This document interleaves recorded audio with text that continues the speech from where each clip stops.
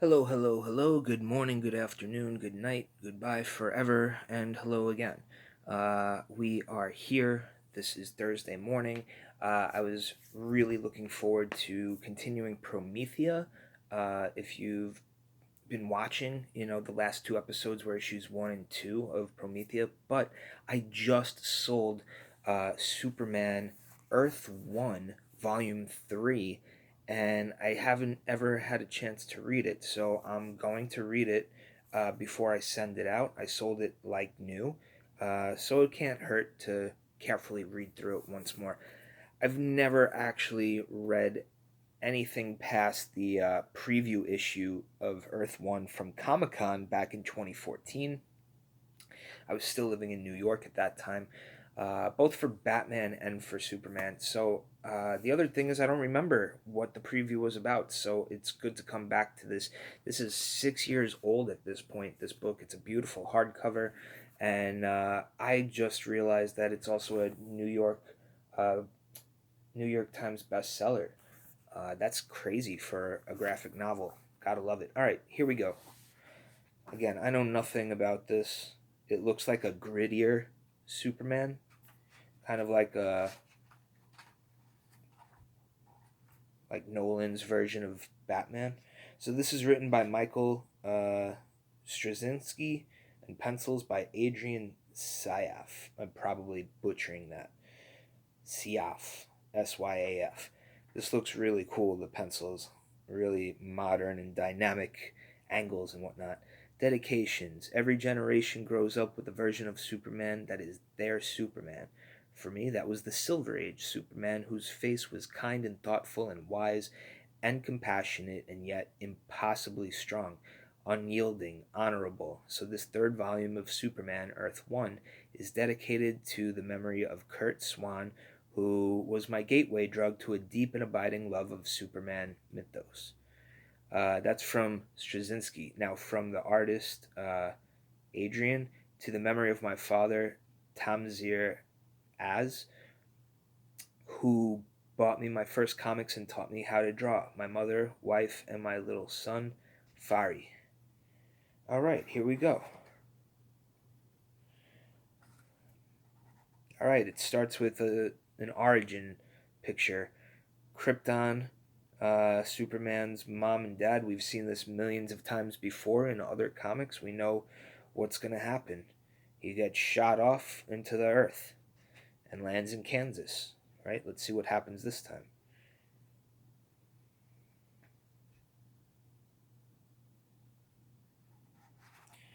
All right, so they're talking about some dark betrayal, which is leading to the end of the planet.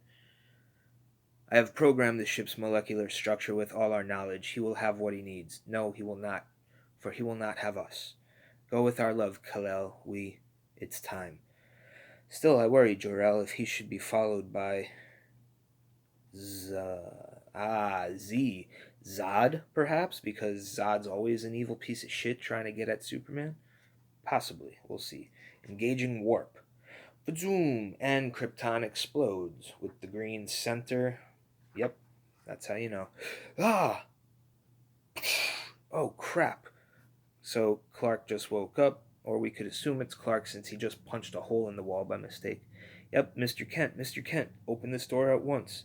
Just a second, Mr. Abram. Mr. Kent, this is the third time I heard you breaking things in the apartment. I demand you open this door at once. Just a second, I'm getting dressed. I'm not letting you pretend nothing happened as he did before, Mr. Kent. This time I heard it very clearly, like a cannonball go through the wall. Almost there, Mr. Abram. Come on already. Hi, sorry, come on in. As you see, everything's fine. No, I distinctly heard wood splintering. I had the TV on, Terminator. You know, the scene where he drives through the front door of the police station looking for Sarah Connor? That's what you heard. I thought you were asleep. I was. Really loud movies help me to sleep. I was raised next to a car repair shop, so banging and clanging and the sound of tearing metal is like a lullaby. Huh. So while he was waiting to answer the door, he was fixing the damage he did super fast with plaster and a trowel, and then his heat vision to seal the deal with it, in a flash-like manner. Ever since you came here, Mr. Kent, something has not been quite right about you. Understand that I have my eye on you from now on, both of them. Crap, he says. So how bad is the situation? I suppose that's how you define. I suppose that depends on how you define bad. Since General Samsa was not exactly a humanitarian after his removal as unelected leader of Barada last week, conditions have improved there. That is not the point, Ambassador Lane. Ooh, Ambassador Lane, not Lois Lane. This Superman of yours, he's not ours, Ambassador Khrushchev. You have given him sanctuary, thus he is by default yours. Took it upon himself to engage in your country's hobby of regime change. This is the first time this has happened. And are we simply to trust that there will not be a next time? I am not an alarmist, Ambassador Lane, but even you can see the extreme danger in someone who can go into any nation whose actions or policies have displeased him and simply knock it over like a child playing with sandcastles. Since we are no more immune to that possibility than the rest of you, we are poignantly aware of the dangers and are taking steps to deal with it. What kind of steps? Let's just say we've got some people working on it right now. That either means mafia or bad guy to be introduced, or someone getting paid a lot of money, or all of the above. Who knows? My husband, Dr. Lex Luthor, oh man, now you know it's bad, and I have been studying the news footage archived since the first appearance of Superman, and we found something very interesting. Lights, please. This was captured the day he first revealed himself to the world in combat with the being known as Tyrell. Notice the way this beam of energy is used to pin Superman to the ground. At first we thought it might be some kind of force field, but after chasing our tails for several days, we realized we were mistaken. But if it's not a force field, then what is it? What could possibly cause him such obvious distress? Lex, you're the frequency expert here. You figured it out. Would you like to explain this next part? It's just a theory, Alexa. You're far too modest. Please, go on. Wait, so Lex married an Alexa? That's gotta be weird. Alright. There's no question that what we're seeing indicates a pressure of several gravities concentrated on a single spot. Let me advance the video. You can see here that the effect of the gravity wave is literally punching in the hood and cab of this truck, which confirms our hypothesis. But even as it confirms our theory, it also destroys it by presenting a rather obvious problem in our logic. Anyone care to point it out? No one cares to point it out. Like talking to a school of goldfish, isn't it? Shush, remember, you got me into this. A gravity wave sufficient to pin Superman to the ground at full power would not have simply damaged the vehicle, it would have flattened the truck to the width of a pack of cigarettes. Conversely, a gravity wave sufficient to damage but not destroy the vehicle would not be nearly strong enough to pin Superman to the ground at full power. So what is the answer? What logical step unties the Gordian knot we see before us? What does this contradiction mean? Again, silence from the crowd. Perhaps next time we should bring fish food. We can sprinkle it into my cleavage, since that seems to be the only thing they're paying attention to. The conclusion was obvious. Oh no, the conclusion is obvious, says a woman from the crowd. Superman wasn't at full power.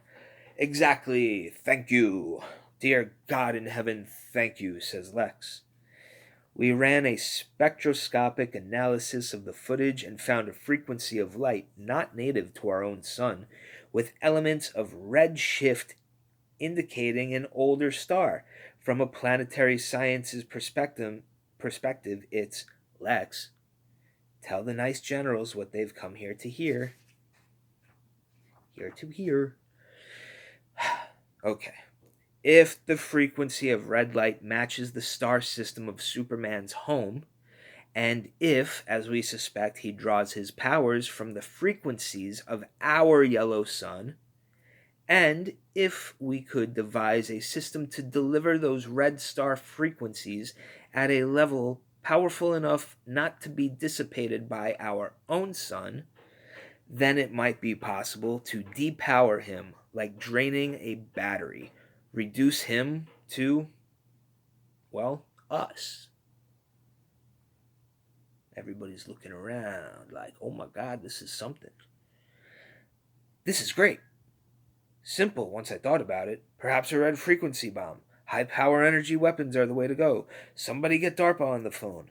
Figures that the one who figured it out was the only one who wasn't busy looking at your cleavage. Lex, my darling husband. Your naivety is so sexy sometimes. Ooh, does that mean she's a lesbian? Because that's what I'm getting, the feel of right now. All right, so now we've got a shot of our solar system. There's Saturn. All right, there's a ship. Raise shields and activate defense screens. I don't wish to be seen until I am ready to be seen. Confirmed destination. Third planet from the sun. Confirmed. Meanwhile, continue downloading local cultures, language, history. Confirmed. This is going to be a good day. I could feel it. Jesus, I can't read for anything right now.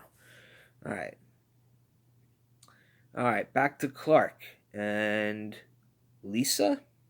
His girlfriend is Lisa, apparently. So you really think I got the job, Lisa? I wore my lucky earrings, didn't I? And my lucky shoes.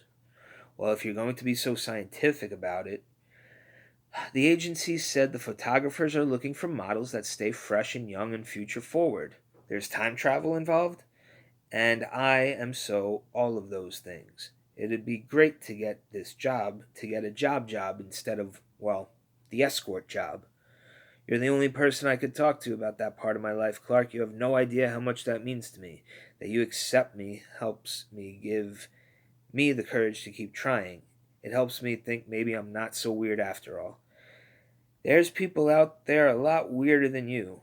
Happily, you're not one of them. Well, what? Nothing. I was just thinking out loud. I know. You're so funny, Clark. You know that? You listen to all my nonsense, and I know you'll never ever judge me, but when it comes time for you to open up, you pull back. So maybe I am weirder than you, he says. Weird is just a word, Clark. What matters is that you have a good heart, a kind heart. You're stronger than you give yourself credit for, stronger than most people think you are. Well, that's true, he says. Oh, damn, she's touching his face. If you ever get past your shyness, I'm here for you, Clark. I'm your friend. I love you like a brother, and I just ate you out of chocolate ice cream again. That's weird how she said that. I ate you out of chocolate ice cream. Why wouldn't she just say I ate all the chocolate ice cream and not make it some weird sexual thing? Alright, anyway, I can get some more on my way back home. I better get back to work. Perry will be checking in after lunch. I can take a hint. Besides, I want to go back to my place and wash the makeup off my face. By the way, did you work out everything with that coworker of yours, Lois? Not yet, but I'm going to deal with it. Oh, good, she says. I love it when things work out in the end. So, is this starting to feel like home yet, Clark? Uh-oh, she left a earring on the fucking couch. That seems like she wants an excuse to come over later. Maybe she doesn't like him like a brother. Because if that's how she loves her brother, then she needs some therapy. All right, back to the office. Clark is with Jimmy Olsen, it looks like. We all know Jimmy Olsen, the red-haired sidekick at the Daily Bugle. No, Daily Planet. Daily Bugle is Spider-Man, derp. All right, that's probably a better question for you than me, Jim. My job is to try to fit in with everyone here.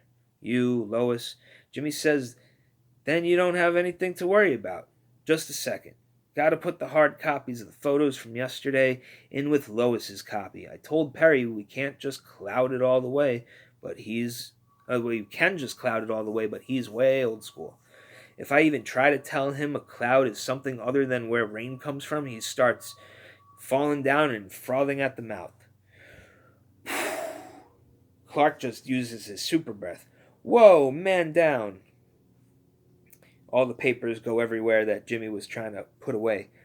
He bends down and Jimmy says, anyway, like I was saying, trying to get Perry to move out of the 16th century is practically an act of God. Clark says, what's this, Jim, and why's my name on it? Jimmy says, oh boy. It's, can I just tell the truth and save myself from having to come up with a really great lie? Clark says, go for it. Jimmy says, when you scooped Lois on the Superman interview, coming out of the blue like that, she got a little unhinged? Jealous. Look, she's a prideful woman, and she has every reason to be proud. She worked her ass off to get to where she is, so when you just showed up with the story of the century, she had some issues. Clark says, had? Like past tense? She's over them now, says Jimmy. Didn't mean anything by it. She's curious. That's what makes her Lois Lane. Clark says, then she won't mind if I keep this file. Jimmy says, you'll have to ask her about that. I just take the photos and try to survive her, you know. Clark, you know what I mean? Clark is looking off to the left and he says, what the hell? Like I said, the lady's smart.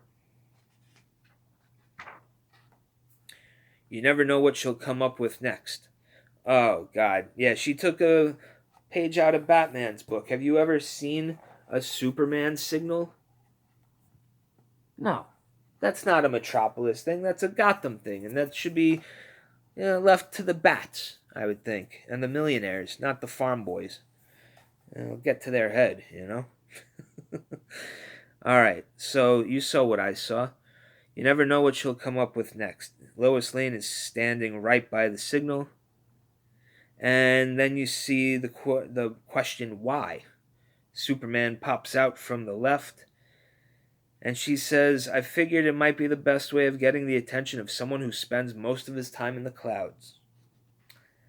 No doubt. But how much money did it cost to, make that and then put it on top? All the man hours? What, are you just going to pull that out of your fucking back pocket? I don't know, comic book writers. I don't know. All right, you have to admit it worked, she said. In this case, yes, it could be a good idea. On the other hand, Superman says, it could also be one way to tell an attacking alien fleet, drop your bombs here. Lois looks at it and shuts it off and says, good point. I thought so. I wonder if that's a nod to World War II, England, London, shutting off all the lights at night. Which brings me back to why. Lois says, I wanted to talk to you. Superman says, you could have just Facebooked me. Ha. Ha ha. Wait, are you serious? And he says, talk about what? Lois says, a source in the United Nations tells me that people in and out of the Security Council are worried about you and what you can do. He says they shouldn't be. She says no. One big fight leveled part of Metropolis, she says. Another poked holes in the planet. We've had an invasion. A nuke detonated in the upper atmosphere. Superman says, that last one wasn't my fault. That's not what the people want to hear. Lois says, my point is that you being here has changed things. Everything. And then there's your regime change in Barada. Superman says, I get why they'd be upset about that, but it had to be done. Lois responds, I'm not arguing, but did it have to be done by you in that way? Right out in the open? You're on a slippery slope. It's the camel's nose in the tent. Superman says, you're mixing your metaphors. And she responds, and you're mixing in things that can backfire on you in ways you can't imagine. You did what you did because you thought it was right, but there's the end of that. Where's the end of that thought? Where do you draw the line to say this far and no farther? If you think that taking action is what's right, Just because you can do something doesn't mean you should do it. Generally, that's good advice, especially if you've got crazy power like Superman. Uh-oh. It scares people. You're scaring people, and I know that's not what you want. Or Superman looks to the right. I could hear a crane about to fall on a crowd of people. What would happen to them if I weren't there or pretended not to be? Vroom! Well, that could have gone better. All right, he saved the people from the crane, and now we see the same alien word bubble coming up like before. Approaching target, hull temperature exceeding acceptable parameters, override safety protocols, let it burn. Pachoom, pachoom. Well, that is not Superman, and that did not land in the cornfields of Kansas. That's in the fucking desert with sand and lizards. I could feel it. I could feel it. Ah. Bzzz. It's like he got shocked by the yellow sun. He was being invigorated by it. Whoever he is, I'll show you guys. It's this dude. This hooded figure here. Yeah, there you go. Right there. It kind of has a...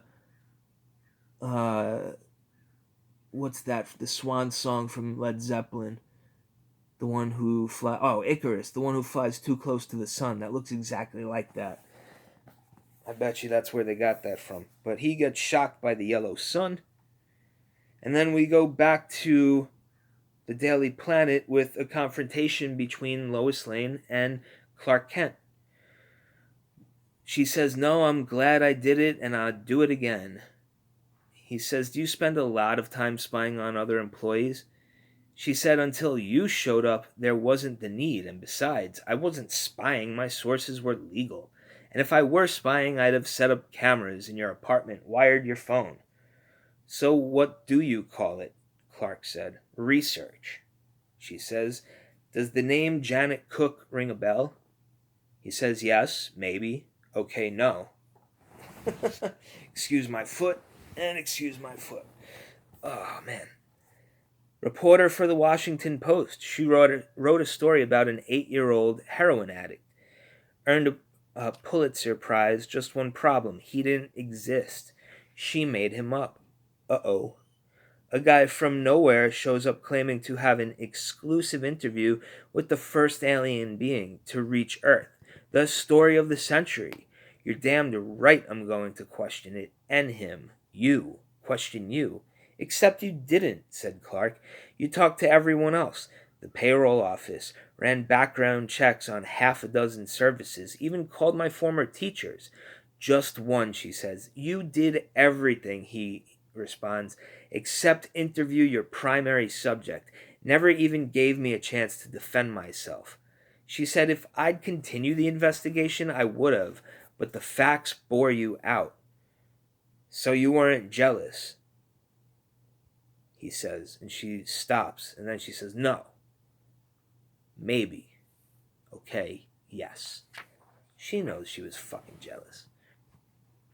Look, Clark, for all of any of us knew, you could have been fabricating the whole thing.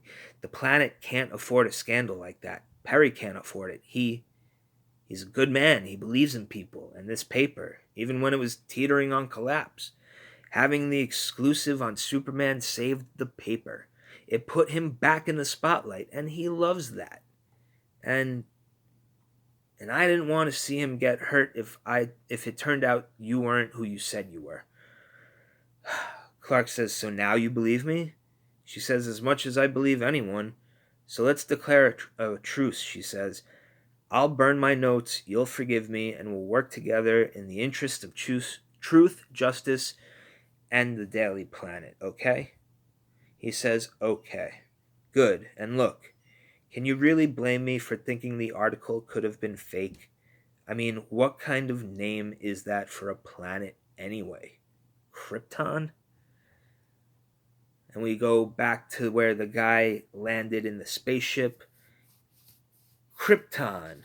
Sudden power surge. Must have been too much for me. Blacked out. Vroom. Ship. Enemy forces detected approaching. He gets blasted by a fucking tank. Do they have communications equipment? Confirmed. Block them. I wish to test this newfound power. Confirmed. Oh shit. This guy looks like the dude from Prototype with all the fucking blades and stuff, like Carnage from, Marvel. And he's flying at them. Oh, damn. He flies right through the tank. Fa-boom. He uses the tank and smashes the car with it. Fa-boom. He catches a guy and breaks his back with just one flick of a wrist. He then tosses that guy at his friends. As they're shooting at him, he picks up the fucking truck as he's getting shot and the bullets are bouncing off, and he throws it on them and then rips one dude in half. Holy shit. He rips a dude in half. Fucking goes Hulk on that shit. I don't even know. That's gotta be Zod. This has gotta be Zod. Because what Superman story do you know where Superman isn't being chased by Zod across the fucking galaxy? Oh man, that's fucking brutal. Trembling, terrified, weak. It seems there is something in this world more powerful even than me. Fear. The only weapon I will need. This'll only take a second. This isn't right. We should wait for Mr. Kent. I got a call back in an audition. This could be my big break. I need my lucky earrings. Miss LaSalle. I had them on when I was visiting Clark earlier. I looked everywhere else, so the one I'm missing has to be in here. The only place I sat was on his sofa, so that must be where it fell off. I'll be in and out in just 2 seconds, Mr. Abram, I promise. I will hold the door open and wait out here. Perfect, thanks. Come on, where are you? Aha! Miss LaSalle, coming, just putting it on. Stupid posts always fight with me. Oh, shit. I got a call back on an audition. This could be my big break, and I need my lucky earrings. She looks into the mirror. The mirror has a reflection of the closet. She finds Superman's outfit and cape, and she's like, oh my god, oh my god, oh my god, oh my god, oh my god, oh my god, oh my god. Miss LaSalle, we must go. We do not make me come in. No, don't come in. Just a second, oh my god, second. Here I come. You look troubled. I miss the beach, Alexa. Back to Lex and Alexa, the romantic couple. I thought you loved the lights of the city. I do, but I still miss the beach. It's quieter, cleaner, peaceful. I agree. I lived on the beach for 2 years when I moved out to San Diego. It's fucking awesome. I miss the beach. So you are troubled, she says. He says, I'm not comfortable with how we're handling the whole red frequency thing. For starters, it's all still theoretical. She says, until we test it. Lex responds, I'm the only one who really understands how to make it work. She says, until we test it. How? By killing Superman, he says. Oh, wow, Lex Luthor isn't a piece of shit in this one. He's got morals and an ethical boundary, apparently. Only if he poses a threat, she says. Meanwhile, Alexandra, listen to yourself. She says, he may look like one of us, but he's not human. It'd be like putting down a rabid dog, she says. So it seems like Alexa in Earth 1 from 2014 is more like the Lex Luthor that we are used to. It's still murder. We're scientists, not police, not soldiers. We can't. Of course we can, she says. Remember the Manhattan Project? The atomic bomb saved hundreds of thousands of lives. This could do the same. Is that why you had the prototype shipped up here this morning? Lex, did you think I wouldn't hear about it? That's what I've been trying to tell you, she said. Whatever happens in the future, we could run the tests right now without using it on Superman. He says, how? She said the parasite absorbed Superman's energy. Ooh, that's one of the baddest bad dudes in Superman history, the parasite. He could go head to head with Superman because he just absorbs his strength and energy. So even if he's depowered, he probably still carries some residual traces of that energy, the same way that any tissue exposed to radioactive isotopes is contaminated. Assuming you're right, he says. Of course I'm right. I'm always right, she says.